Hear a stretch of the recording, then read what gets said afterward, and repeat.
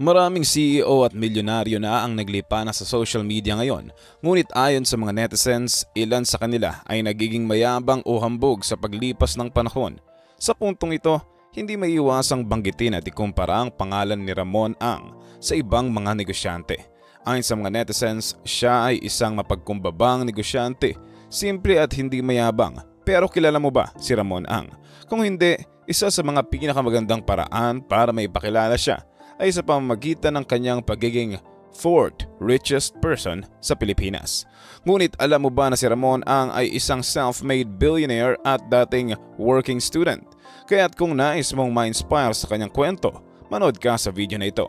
Walang duda na si Ramon Ang ay isa sa pinakatanyag at pinahahalagahan na bilyonaryo sa Pilipinas. Hinahangaan siya hindi lamang ng mga kapwa niya negosyante kundi pati na rin ng karaniwang mga tao dahil sa kanyang malawak na vision at walang sawang dedikasyon sa pagpapalago at pagpapalakas ng ekonomiya ng ating bansa. Si Ang ay hindi lamang isang bilyonaryo kundi isang huwaran ng matagumpay na lider na may malasakit sa kanyang mga kababayan at sa ating bansa. Siya ay patuloy na nagpapakita ng kanyang dedikasyon sa pamamagitan ng kanyang mga proyekto at inisyatibo na naglalayong mapabuti ang kalagayan ng ating ekonomiya. Sa kabila ng kanyang tagumpay, hindi niya kinalimutan ang kanyang mga ugat at patuloy na nagbibigay ng tulong at suporta sa mga nangangailangan. Ito ang dahilan kung bakit siya hinahangaan at nirerespeto ng marami.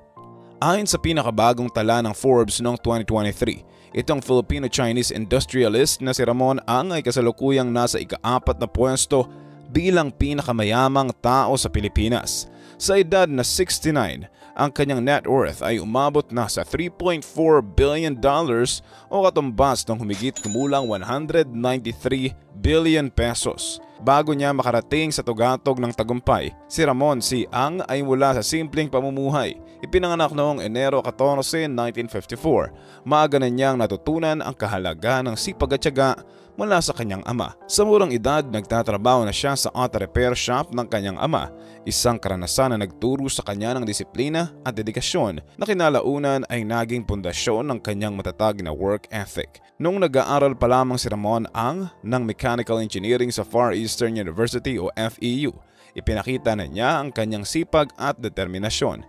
Naging working student siya at nagtrabaho sa iba't ibang odd jobs upang matustusan ang kanyang mga pangangailangan at ang kanyang edukasyon. Sa kanyang mga karanasan bilang isang working student, natuto siyang maging matyaga at maparaan. Nagtrabaho siya sa iba't ibang trabaho mula sa pagiging driver hanggang sa pagiging sales agent.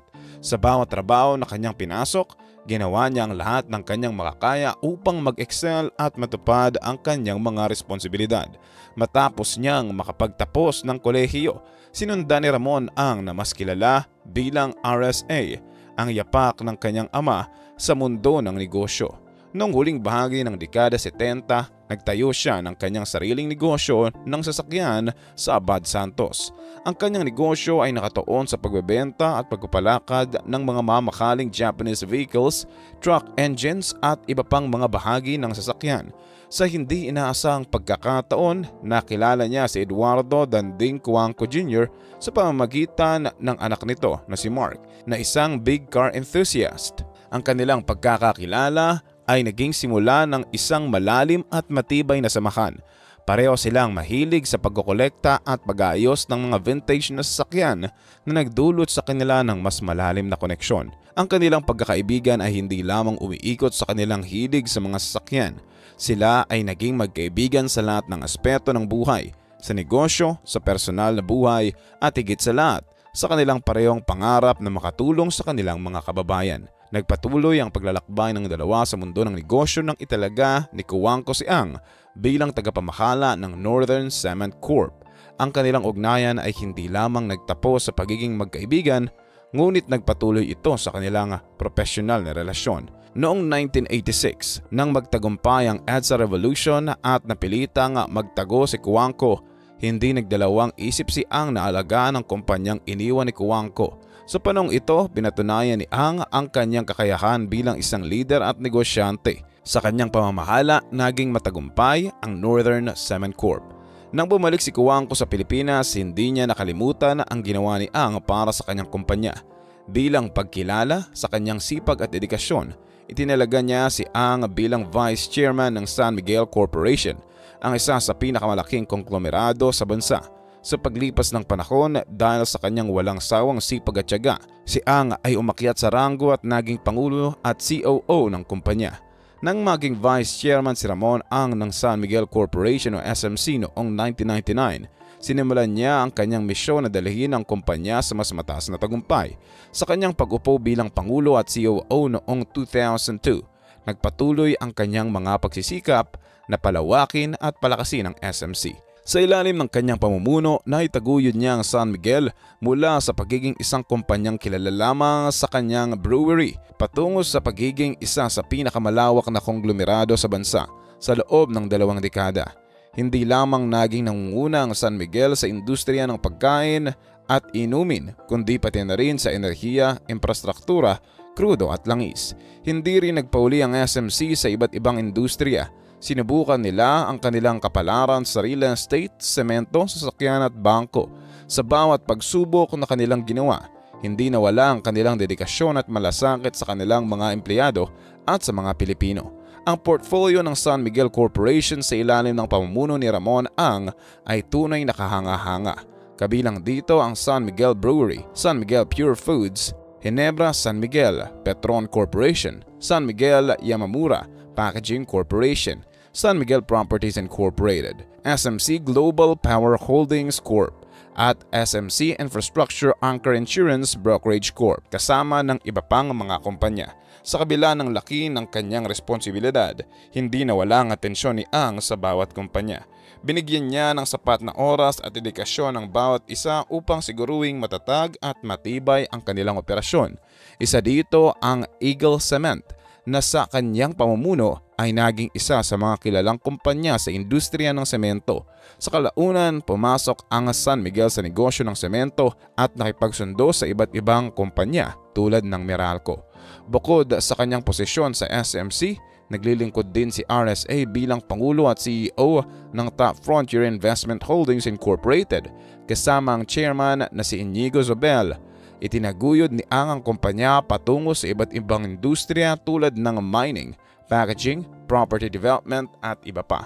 Noong 2012, nagdesisyon si Coangco na ibenta ang lahat ng kanyang mga shares sa San Miguel kay Ang at sa Top Frontier.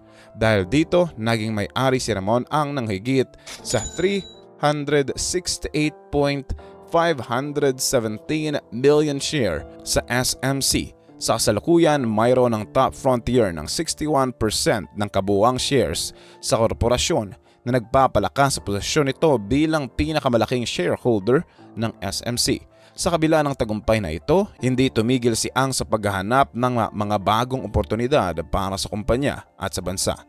Patuloy siyang nagpapakita ng kanyang dedikasyon at commitment sa pagpapalago ng ekonomiya ng Pilipinas sa pamamagitan ng pagbibigay ng suporta sa mga ambisyosong proyektong pang-infrastruktura. Kabilang sa mga proyektong ito ang New International Airport na magbibigay ng mas malawak na access sa international flight para sa mga Pilipino. Ang AeroCity Ecozone sa Bulacan na magpapalakas sa turismo at ekonomiya sa lugar, ang Pasig River Expressway na magpapabilis sa pagbiyahe at magpapagaan sa trapiko sa Metro Manila at ang Skyway na patuloy na nagbibigay ng kaginhawaan sa mga motorista. Nang tama ng pandemya ang ating bansa, marami rin ang kinaharap na problema ni Ramon Ang at ng San Miguel Corporation. Tulad ng ibang mga kumpanya, naranasan nila ang mga hamon na dala ng pandemya tulad ng pagbaba ng mga benta, pagkawala ng mga trabaho at iba pang mga ekonomikong pagsubok. Ngunit sa kabila ng lahat ng ito, hindi sila nawala ng pag-asa at patuloy na naghanap ng paraan para makatulong sa mga nangangailangan. Sa kabila ng kanyang sariling mga problema, hindi nagdalawang isip si RSA na magbigay ng tulong sa mga taong apektado ng pandemya. Sa pamamagitan ng SMC, nagbigay siya ng malaking personal na donasyon sa mga medikal at napag-iwanang mga komunidad. Ang mga donasyon na ito ay umabot ng mahigit 1 bilyong piso na kinabibilangan ng alkohol, krudo, kagamitan sa medisina, tulong pinansyal at iba pa. Bilang pagkilala sa sakripisyo ng ating mga frontliners, tinanggal niya ang bayad sa toll sa lahat ng toll roads ng SMC bilang suporta rin sa ating mga magsasaka. Binili ni SMC ang gatas ng kalabaw upang ipamahagi sa mga lugar na nangangailangan sa Metro Manila. Sa kabila ng mga pagsubok, naglaan pa rin ang korporasyon ng 8.77 billion pesos para sa advanced taxes, concession at contractual fees sa estado. Tunay na kinikilala si Ramon Ang bilang isang mapagbigay na philanthropist. Sa pamamagitan ng kanyang RSA Foundation, aktibo siyang nakikipagtulungan sa iba't ibang non-profit organization sa loob ng maraming taon. Nakatuon ang foundation sa pagtatayo ng mga ospital at research centers na nagpapakita ng kanyang malasakit sa kalusugan at edukasyon ng mga Pilipino. Isa rin sa mga proyektong malapit sa kanyang puso ang pagbibigay ng scholarship grants sa kanyang alma mater sa Far Eastern University o FEU. Sa pamamagitan nito, nagbibigay siya ng oportunidad sa mga estudyante na makapag-aral at makamit ang kanilang mga pangarap.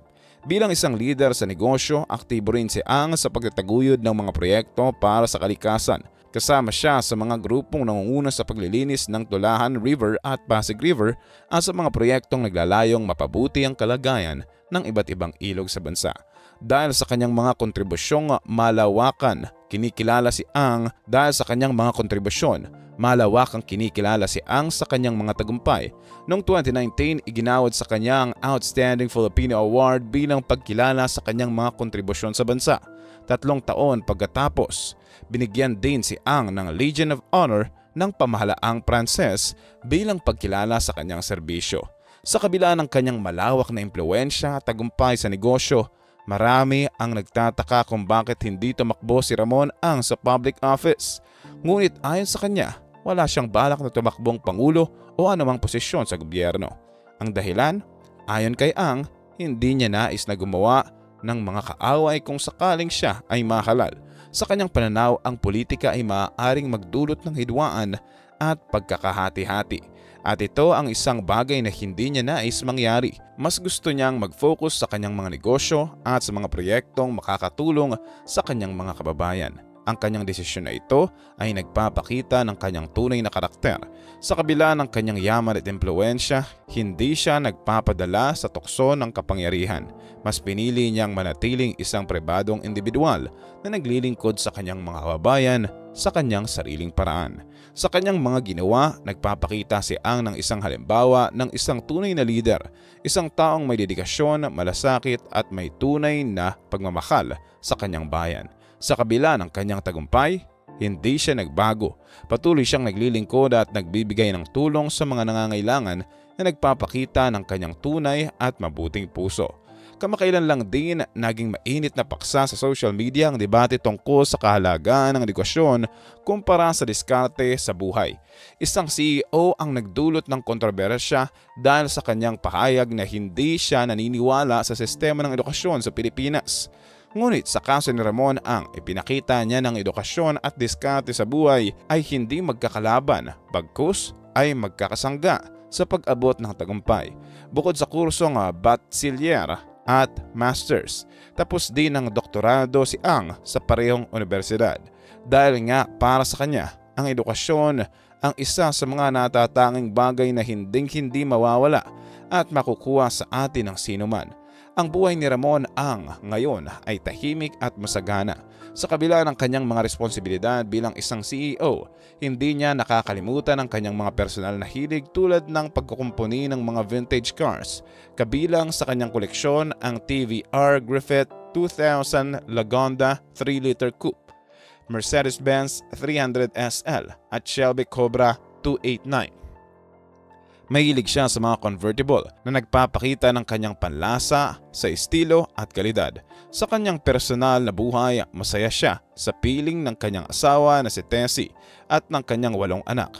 Ang kanyang anak na si John Paul ay naglilingkod bilang pangulo ng Eagle Cement, samantalang ang kanyang anak na babae na si Monica ay ang finance officer nito. Ang kanyang isa pang anak na si Cecil naman ay namamakala sa Diamond Hotel chain sa kanilang pamilya. Isa sa pinakamasakit na pangyayari sa kanyang buhay ay ang pagpanaw ng kanyang anak na si Jomar Ang noong 2020. Si Jomar ay nagsilbing Chief Financial Officer ng RSA Motors, ang kumpanyang naglunsad ng mga sasakyan ng BMW sa bansa. Sa kabila ng kanyang kalungkutan, ginamit ni Ang karanasang ito bilang inspirasyon upang lalo pang gumawa ng mabuti sa mundo. Ang kwento ni Ramon Ang ay isang patunay na ang tagumpay ay hindi lamang nasusukat sa dami ng yaman, kundi sa dami rin ng taong natulungan mo sa iyong paglalakbay. Sa kabila ng kanyang mga tagumpay, hindi siya nagbago. Patuloy siyang naglilingkod at nagbibigay ng tulong sa mga nangangailangan na nagpapakita ng kanyang tunay at mabuting puso. Sa huli, ang tunay na tagumpay ay nasa pagiging mabuti nating tao, sa pagiging mabuting asawa, mabuting ama at mabuting kaibigan. Ito ang tunay na diwa ng tagumpay ni Ramon Ang. Kalam, na-inspire ka ba sa kwento ni Ramon Ang? Pangarap mo rin bang maging kagaya niya? Kalam, tulad ng pinangako ko, para matanggap ang 20,000 free ebooks na makakatulong sa iyo, i-check ang link sa description at comment section ng video ito para mag-join sa ating exclusive Facebook group.